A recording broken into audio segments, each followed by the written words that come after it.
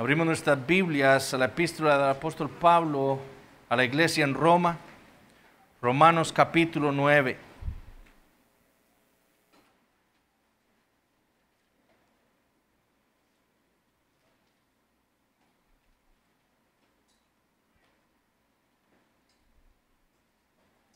Romanos capítulo 9, vamos a leer a partir del versículo 1. Romanos 9, 1.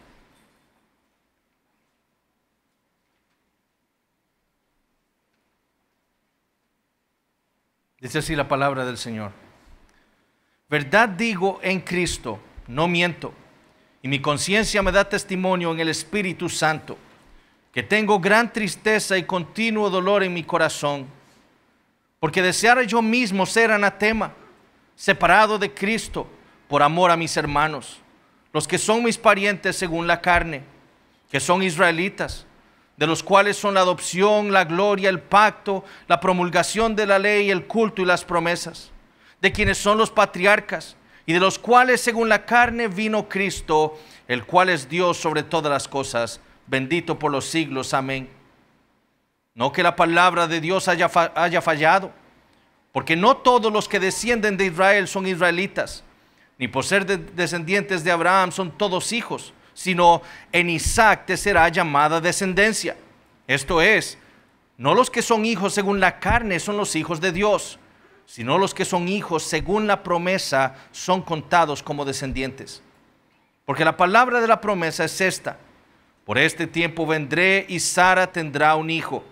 Y no solo esto, sino también cuando Rebeca concibió de uno, de Isaac nuestro padre, pues no habían aún nacido, ni habían hecho aún ni bien ni mal, para que el propósito de Dios conforme a la elección permaneciese, no por las obras, sino por el que llama, se le dijo: el mayor servirá al menor. Como está escrito: a Jacob amé, mas a Esaú aborrecí. ¿Qué pues diremos? ¿Que hay injusticia en Dios? En ninguna manera. Pues a Moisés dice: tendré misericordia del que yo tenga misericordia, y me compadeceré del que yo me compadezca. Así que no depende del que quiere, ni del que corre, sino de Dios que tiene misericordia. Porque la Escritura dice a Faraón: para esto mismo te he levantado, para mostrar en ti mi poder, y para que mi nombre sea anunciado por toda la tierra. De manera que de quien quiere tiene misericordia, y al que quiere endurecer, endurece. Pero me dirás: ¿por qué pues sin culpa? Porque ¿quién ha resistido a su voluntad? Mas antes, oh hombre, ¿quién eres tú para que alterques con Dios? ¿Dirá el vaso de barro al que lo formó: ¿por qué me has hecho así? ¿O no tiene potestad el alfarero sobre el barro para hacer de la misma masa un vaso para honra y otro para deshonra? ¿Y qué? Si Dios, queriendo mostrar su ira y hacer notorio su poder, soportó con mucha paciencia los vasos de ira preparados para destrucción, y para hacer notorias las riquezas de su gloria, las mostró para con los vasos de misericordia que Él preparó de antemano para gloria, a los cuales también ha llamado, esto es, a nosotros, no solo de los judíos, sino también de los gentiles.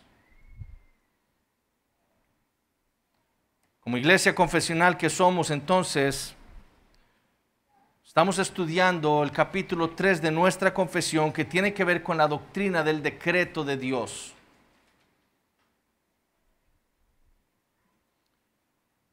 Lo que hemos visto es que el decreto de Dios nos dice a nosotros, lo que vemos en las Escrituras es que Dios ha decretado todo lo que existe. Solo Él existía en la eternidad. Y en la eternidad Dios decretó todo lo que iba a suceder y a existir. Dios decretó a cada hombre que existió, que existe y que va a existir.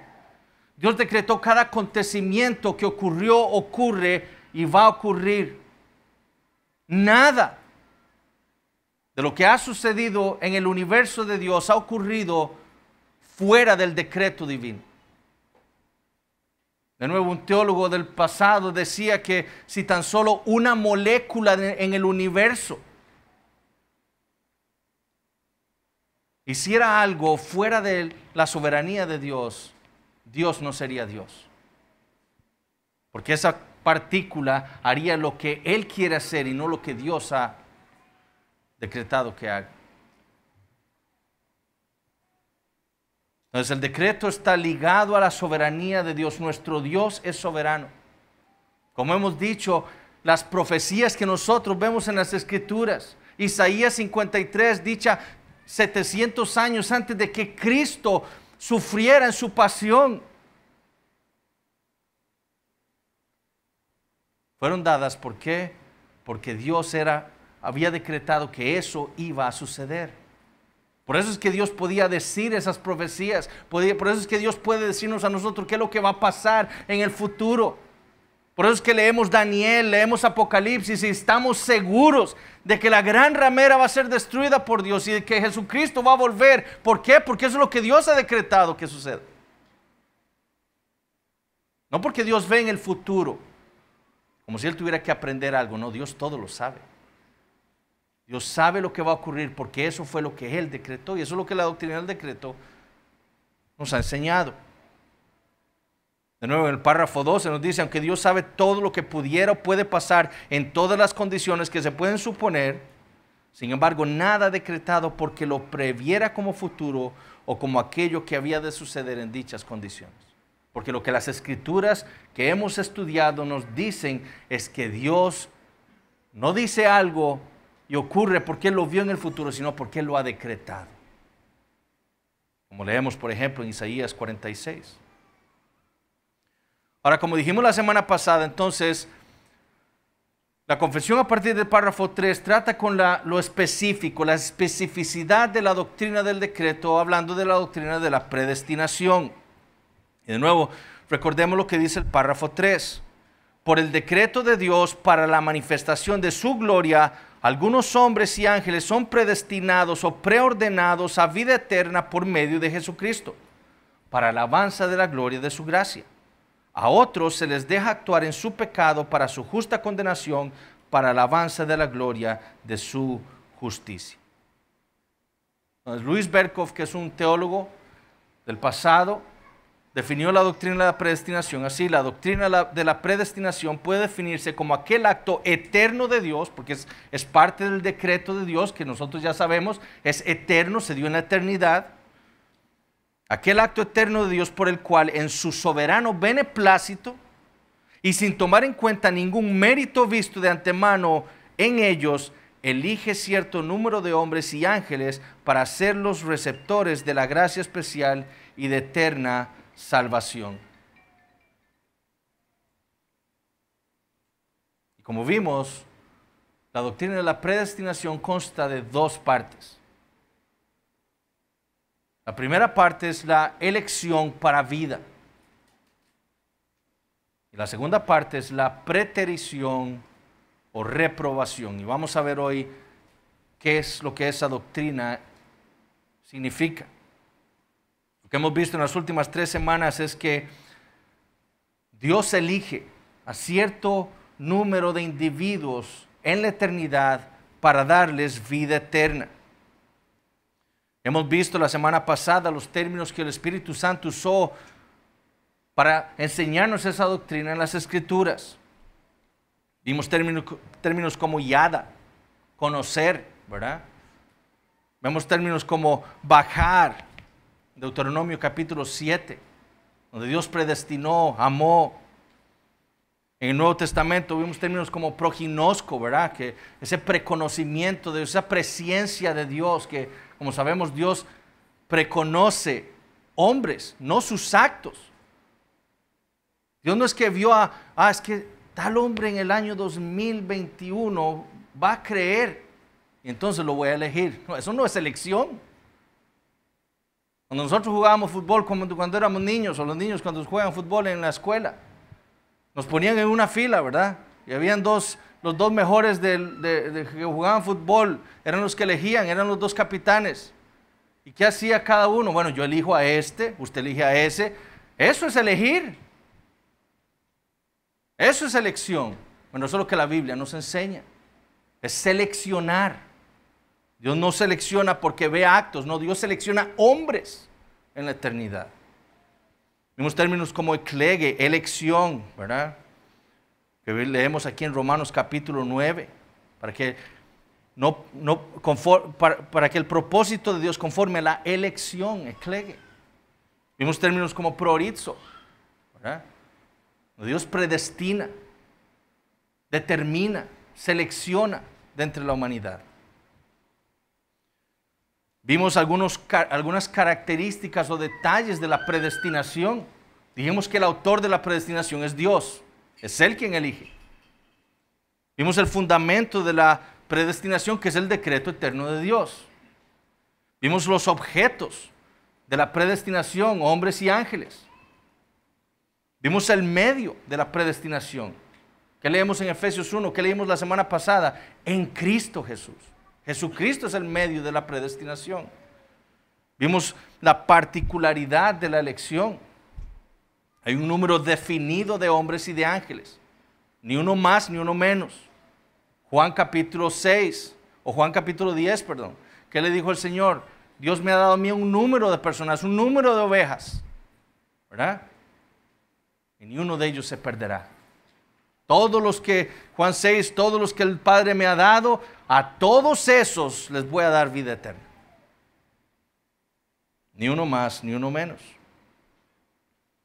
Como leemos en el párrafo 4, estos ángeles y hombres así predestinados y preordenados están designados particular e inalterablemente, y su número es tan cierto y definido que no se puede aumentar ni disminuir. Bueno, ¿por qué confesamos eso?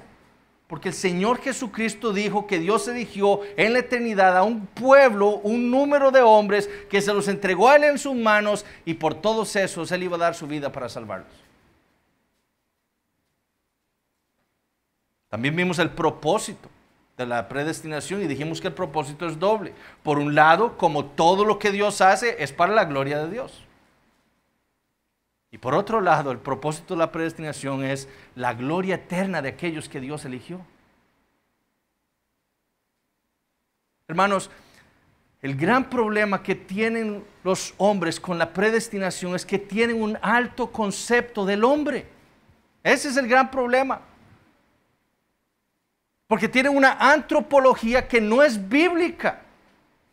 Creen que el hombre es en esencia bueno y que puede hacer cosas buenas, que puede hacer en su condición natural lo que Dios les pide a ellos. Entonces piensan, yo puedo creer, yo tengo la capacidad de creer el Evangelio por mí mismo en mi condición natural.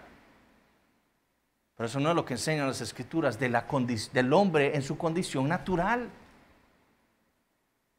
¿Qué nos enseñó cuando estudiamos Juan capítulo 11? Lázaro era una ilustración, una señal, nos estaba apuntando a la condición natural del hombre. Él está muerto. ¿Y cómo es que el hombre puede tener vida espiritual? Bueno, solamente que Jesús, con el poder de su palabra, atraviese y le ordene a esa persona resucitar espiritualmente. Por eso Pablo dice que todos, en Efesios capítulo 2, estamos muertos en nuestros delitos y pecados. En el versículo 4 de Efesios capítulo 2 dice, pero Dios, que nos amó, con ese gran amor, nos dio vida juntamente con Cristo. Entonces el gran problema de la predestinación que tienen muchos hombres es que tienen un alto concepto del hombre. Pero el hombre está muerto, dice Dios. Si Dios no elige, nadie es salvo. Ese es el problema. Que si Dios no elige, todos nosotros iríamos corriendo al infierno. ¿Por qué? Porque eso es lo que quiere hacer nuestro corazón. El corazón del hombre, dice Romanos capítulo 5, ese es el argumento de Pablo, es enemigo de Dios. No queremos nada con Dios. Queremos ser nuestro propio Dios. Queremos decir a nosotros mismos qué es bueno y qué es malo para mí. No, yo no necesito a Dios que me diga qué es bueno y malo para mí. No, yo soy mi propio Dios, yo puedo decidir eso. Génesis 6:5. Dios ve a todos los hombres desde el cielo y ¿qué es lo que dice? Los pensamientos del hombre son de continuo solamente el mal. Si Dios no elige, nadie sería salvo. Es por eso que, como leímos en el párrafo 3, Dios elige, ¿para qué? Para manifestar la gloria de su gracia. La salvación es un regalo de Dios. Es un regalo de Dios. En el párrafo 5 leemos: a los humanos que están predestinados para vida, Dios, antes de la fundación del mundo, según su propósito eterno e inmutable y el consejo secreto y beneplácito de su voluntad, los ha escogido en Cristo para gloria eterna. Es el propósito. Pero ¿qué más dice el párrafo 5? Que los ha escogido para gloria eterna meramente por su libre gracia y amor, sin que ninguna otra cosa en la criatura como condición o causa le moviera a ello. Es decir, la predestinación es incondicional. No depende del hombre, depende únicamente del beneplácito, del designio, de la voluntad divina. Dios no me escogió a mí porque dijera: ese es un verdadero hombre. Más bien Pablo dice: lo necio y lo vil escogió Dios. Dios no vio nada en nosotros para elegirnos. La elección es incondicional, dependiente única y exclusivamente de Dios. Y es por eso que la doctrina de la predestinación lo que puede traer es humildad al cristiano. No para enorgullecerse: Dios me eligió a mí, yo soy mejor que usted. No, trae humildad, porque si Dios no me hubiera elegido a mí, yo me iría al infierno con todos los demás. No por obras, para que nadie se gloríe. La elección es un regalo de Dios, es incondicional. Ahora, la segunda parte de la doctrina de la predestinación es la doctrina de la preterición. En nuestros tiempos hay cristianos que niegan esta doctrina. Es decir, niegan que Dios haya reprobado a otros hombres.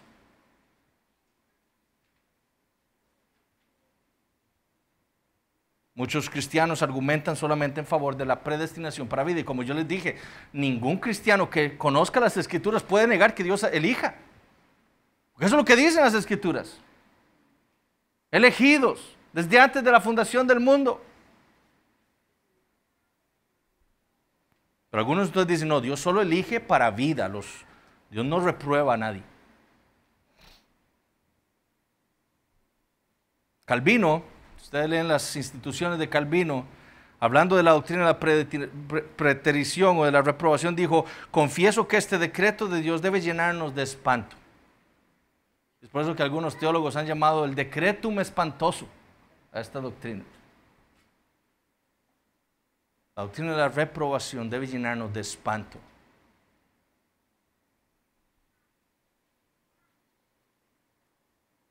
Lo que nosotros debemos tener claro es que, a pesar de lo que esta doctrina pueda producir en nosotros, esta doctrina es bíblica. Y por lo tanto debe ser aceptada y confesada. Y por eso es que nosotros como iglesia local la confesamos, porque entendemos que las Escrituras enseñan que Dios reprueba. Ahora, ¿qué es lo que nosotros creemos enseñan las Escrituras con respecto a la reprobación? Párrafo 3. Por el decreto de Dios para la manifestación de su gloria, algunos hombres y ángeles son predestinados o preordinados a vida eterna por medio de Jesucristo para la alabanza de la gloria de su gracia. Y escuchen lo que dice: a otros se les deja actuar en su pecado para su justa condenación, para la alabanza de la gloria de su justicia. La doctrina de la preterición o de la reprobación afirma que así como hay un grupo de ángeles y hombres a los cuales Dios escogió para vida eterna, hay otro grupo de hombres y ángeles que Dios no escogió para vida eterna.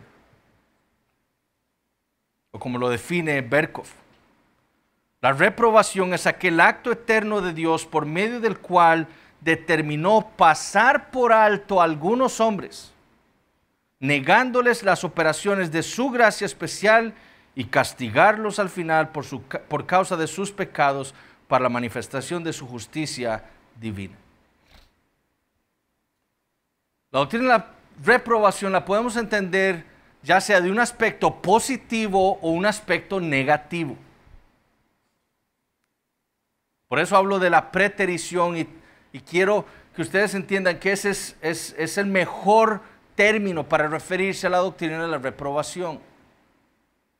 Porque la preterición es el término, es la parte negativa de esa doctrina, es la manera negativa de expresar la reprobación. Como dice nuestra confesión, Dios a los demás los deja en sus pecados. O pasa por alto, como dice Berkhoff, y no le da de su gracia a esas personas. Esa es la preterición. Pero también la reprobación puede ser afirmada positivamente. Y así es como, por ejemplo, los hipercalvinistas la definen. Y es la mal llamada doble predestinación. Esa es una doctrina. A los calvinistas nos preguntan, ¿pero usted cree en la doble predestinación? Eso es un mal llamado término. Pues nosotros entendemos que la predestinación es doble, o sea, tiene dos características, la elección para vida y la preterición. Pero lo que se refieren con la doble predestinación es esto, que Dios activamente elige a unos hombres y obra en ellos todo lo que necesitan para salvarlos. Pero por otro lado, dicen en los que creen en la mal llamada doctrina de la doble predestinación, que Dios igualmente, activamente actúa en el pecador para hacer que se condene. Obra en el corazón del pecador el pecado para condenarlo. Eso es lo que creen los hipercalvinistas. Para ellos hay una simetría en la doctrina de la elección y la reprobación. Así como Dios elige, lo mismo hace para reprobar. Así como Dios tiene que actuar en el corazón de un pecador para darle vida, para derramar su gracia en él, para darle su Espíritu Santo, para salvarlos al final, así mismo actúa en el corazón de otros para reprobarlos. Y usan pasajes como Romanos, capítulo 9, en donde Dios le dice, o Pablo usa el argumento de la Escritura, como Dios le dice a Faraón: para esto mismo te he levantado, para mostrar en ti mi poder y para que mi nombre sea anunciado por toda la tierra, de manera de quien quiere tiene misericordia y al que quiere endurecer, endurece. Entonces ellos dicen, ven, ahí está. Dios endurece el corazón de los hombres para que no crean el evangelio y para poder condenarlos.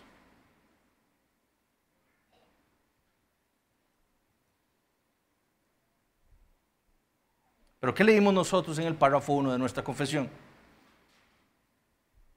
Sin embargo, de tal manera que por ello, por el decreto, Dios ni es el autor del pecado, ni tiene comunión con nadie en el mismo, ni se hace violencia a la voluntad de la criatura.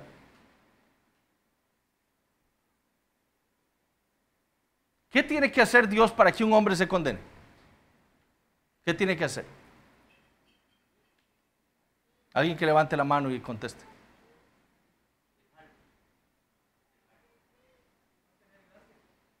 No tiene que hacer nada.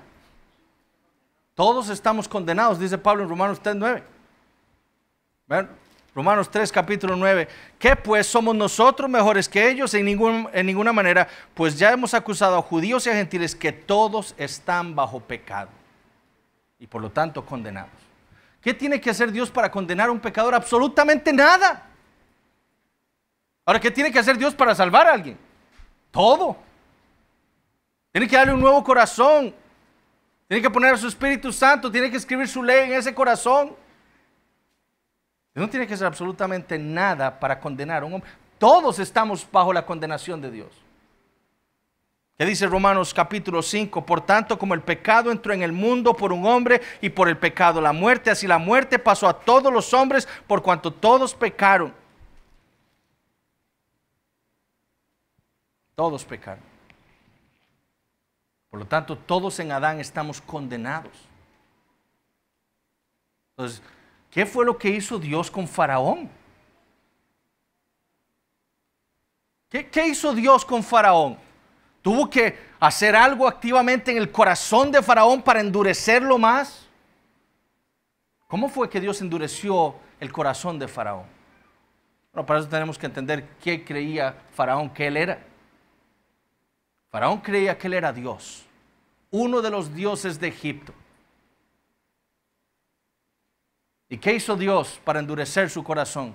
¿Lo hizo activamente o pasivamente? Lo hizo pasivamente.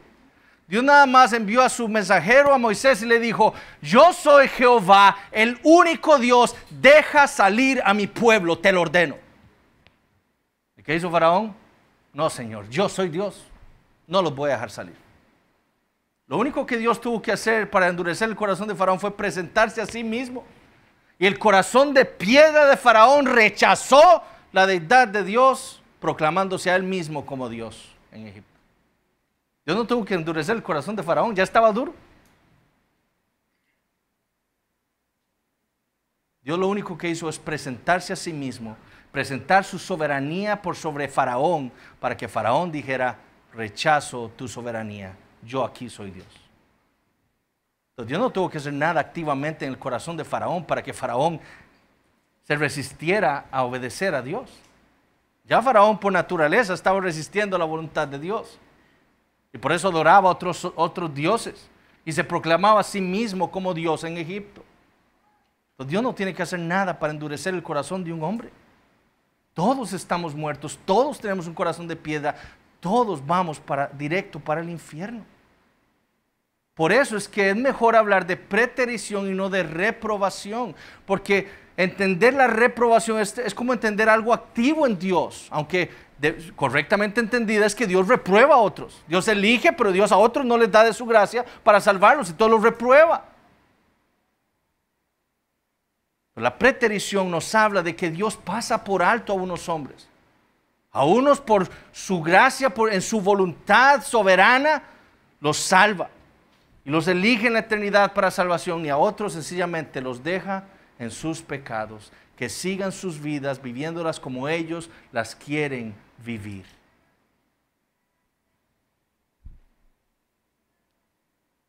Por eso el párrafo 3 dice: a otros se les deja actuar en su pecado para su justa condenación, para la alabanza de la gloria de su gracia. Entonces nuestra confesión es una confesión que habla de la preterición. Hay muchos, especialmente entre los presbiterianos, muchos creen en esa reprobación activa de Dios, o algunos, no muchos, algunos. Pero las confesiones reformadas, las confesiones post-reforma, todas son pretericionistas.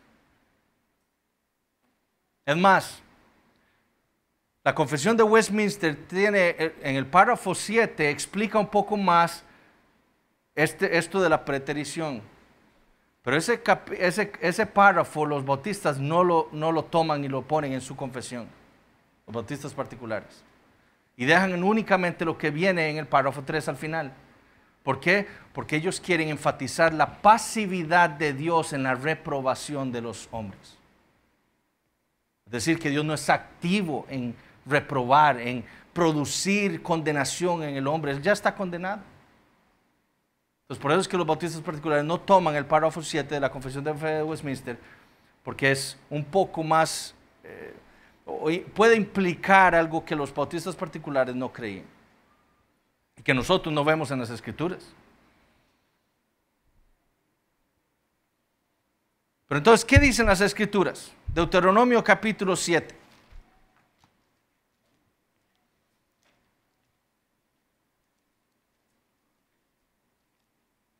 Ahora de nuevo, ¿cuál es el argumento de Pablo en Romanos capítulo 9?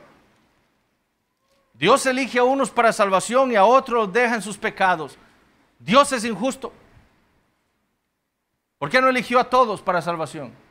¿Qué dice Pablo? En ninguna manera. ¿Hay injusticia en Dios? En ninguna manera. ¿Qué es la justicia y qué es la misericordia? Eso es lo que tenemos que entender. ¿Qué es la justicia? Que Dios nos dé lo que nosotros merecemos. ¿Qué es la misericordia? ¿Qué es la gracia? Que Dios nos dé lo que no merecemos. ¿Cierto? Nosotros somos una sociedad, ¿cómo se dice? Que cree merecer todo. Así somos nosotros. Yo le traigo un regalo a David y le doy un libro. Le doy todos los volúmenes de Owen y se los regalo a David. Y alguien me puede decir, pero ¿y a mí?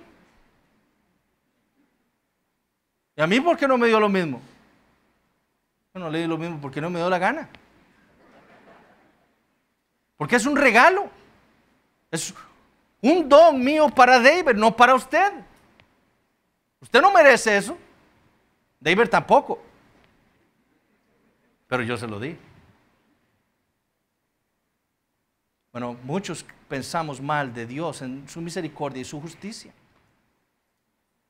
La salvación es un don, dice la Biblia. Es un regalo que Dios le da a los que no la merecen. Pero ¿qué es justicia?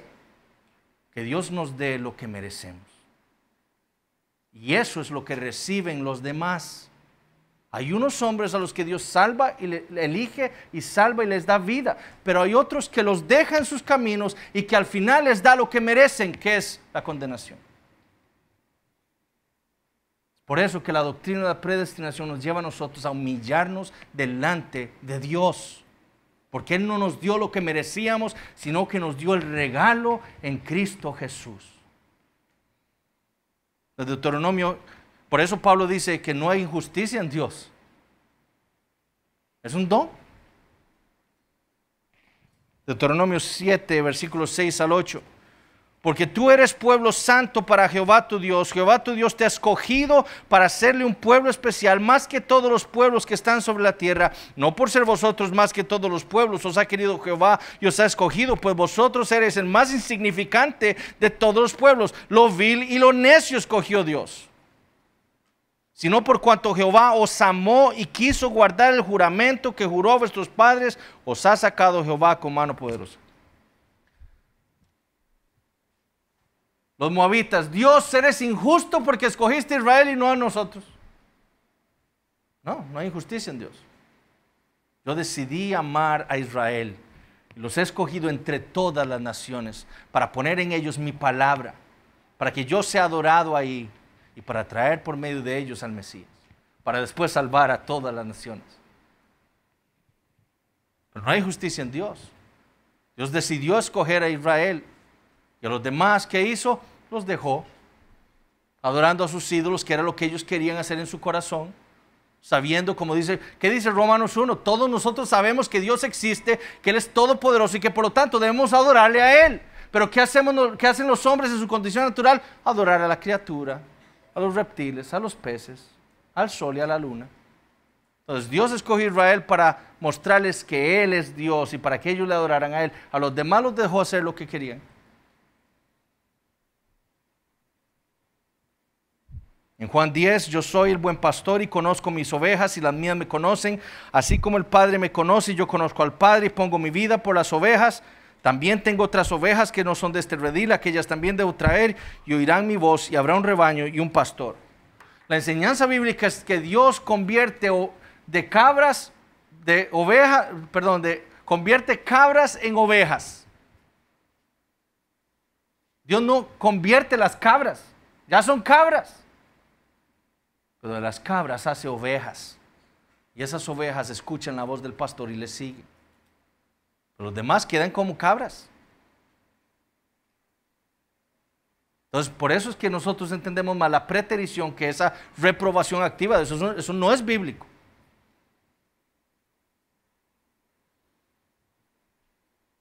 Apocalipsis 13:8. Y la adoraron todos los moradores de la tierra, cuyos nombres no estaban escritos en el libro de la vida del Cordero, que fue inmolado desde el principio del mundo. A los que Dios eligió, a ellos salvó, y ellos ¿a quién adoran? A Dios por medio de Jesucristo. Y los demás adoran a la bestia. En todos los ejemplos que vemos en las Escrituras, la reprobación es algo pasivo en Dios, no es algo activo. Pues Dios simplemente no eligiéndolos, no derramando su gracia sobre ellos, sino dejándolos hacer lo que está en sus corazones. Entonces, la preterición es la obra de la soberanía de Dios, no de su justicia.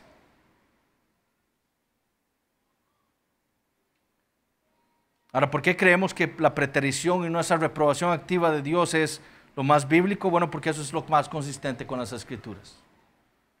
Primero, la doctrina de la preterición preserva la culpabilidad del incrédulo.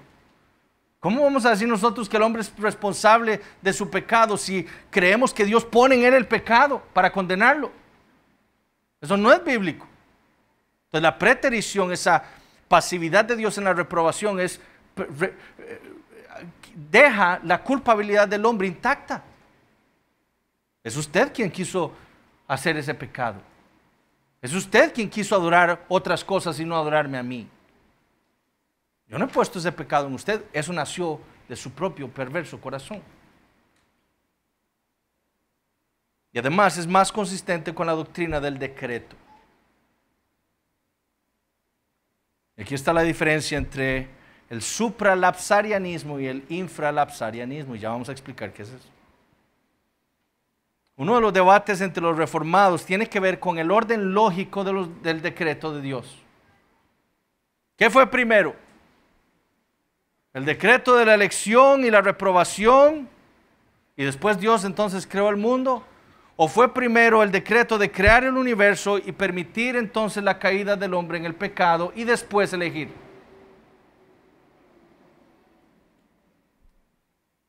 Lapsus en latín quiere decir caída. Entonces el supralapsarianismo dice que Dios eligió y reprobó antes de que el hombre cayera. Ahora estamos tratando con cosas que la Biblia no nos dice. Cosas que tienen que ver con el decreto de Dios, pero de nuevo, son cosas que tratamos de deducir de las Escrituras. El infralapsarianismo dice que Dios eligió y reprobó después de la caída. Es decir, que Dios creó el universo, creó hombres con la voluntad, con la capacidad de obedecerle a Él y de hacer el mal. El hombre entonces decide pecar contra Dios, cae, y de toda la humanidad caída, entonces Dios elige a unos para salvación y a los otros los deja. El supralapsarianismo dice, no, Dios eligió a estos para vida y eligió a estos para reprobarlos. Y entonces después los creó. Y después permitió la caída para que esa condenación se diera. Los supralapsarios quieren enfatizar la doctrina de la soberanía de Dios. Los infralapsarios queremos enfatizar la doctrina de la misericordia de Dios. Y la vemos la más consistente con las Escrituras. Para el supralapsario, el orden sería así de los decretos. Dios decreta a algunos hombres para vida, los decreta a otros para reprobarlos, decreta la creación del universo, después decreta la caída de todos los hombres, después decreta la redención de los elegidos y después decreta aplicar esa redención a los elegidos. El infralapsario, Dios piensa así, Dios decreta la creación del universo, Dios decreta la caída de todos los hombres, después de entre toda esa raza caída, Dios decreta elegir a unos para vida eterna y a los otros los deja en sus pecados. Después Dios decreta la redención de esos que eligió de entre todos los pecadores y después decreta aplicar esa redención a esos elegidos. Como vemos, nuestra confesión, así como el resto de confesiones reformadas, son infralapsarias.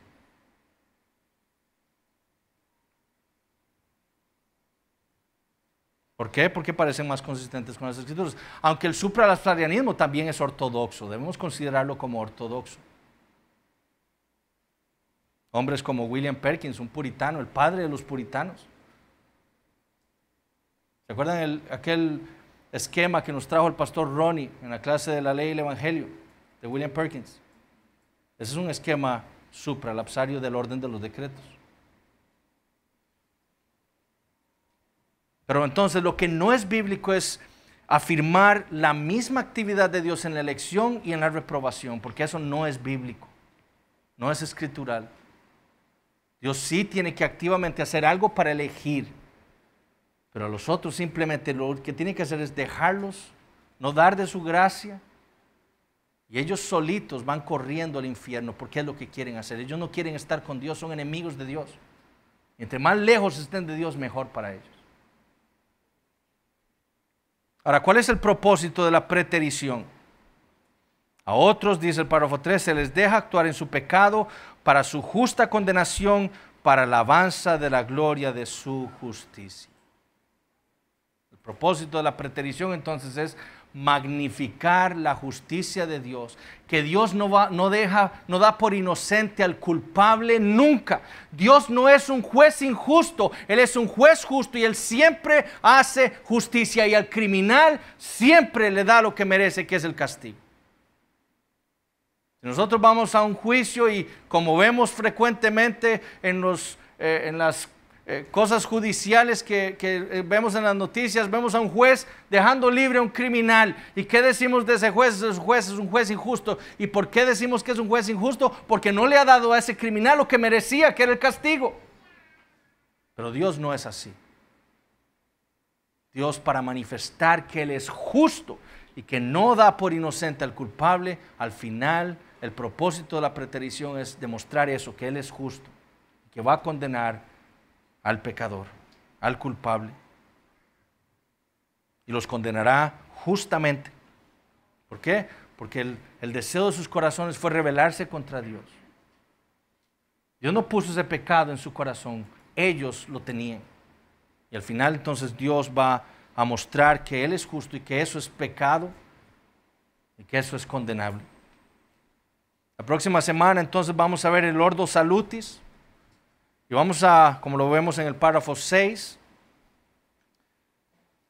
y vamos a ver también la seguridad que le trae al creyente la doctrina de la predestinación. Y vamos a tratar con esta objeción. Si Dios eligió a hombres para salvación, entonces ¿para qué evangelizar?